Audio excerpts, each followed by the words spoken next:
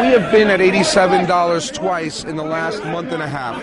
A lot of times, the second time up does not hold, and it didn't in this case. There was just too many longs in that market. Why?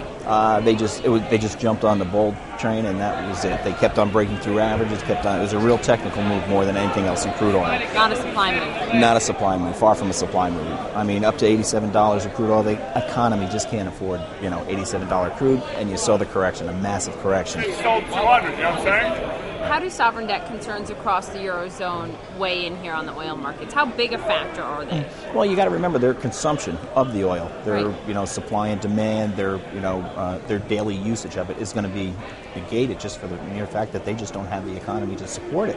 Austerity packages proposed by Spain, by Portugal. The UK is next. This election is finished now. Now they're going to come in and slash budget, slash spending. What does that do? It contracts demand. Oil's predicated on booming demand.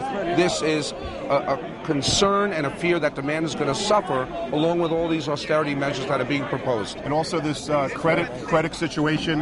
This is like a mass exodus to cash right now. Looks like people are just trying to get cash and they want to stay close. There's so many influences on this market. The volatility is so high right now. This market could go anywhere. The volatility from the dollar with all the European uncertainty and our economic uncertainty is kind of putting the dollar into some serious price movements, which translates into serious price movements down here for us as well. And that volatility is making for some great days and some really headache days.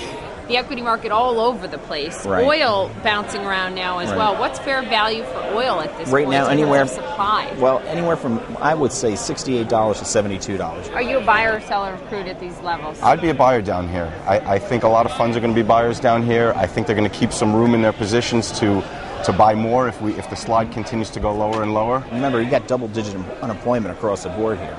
So, I mean, you could really see this thing get down even lower, down to the 62 level range. I think we are going to retest that $87 area, and there's a general rule, there are no such things as triple tops. So, in my mind, the next time up at 87, I'm very leery about selling that price. But we're not talking about $100, $150. If we settle above 87.15, the next bracket is 90 to 100. So we can do that. On the other side, if we settle below 69.50, then we're in the 60 to 70 range. So true volatility in the oil market.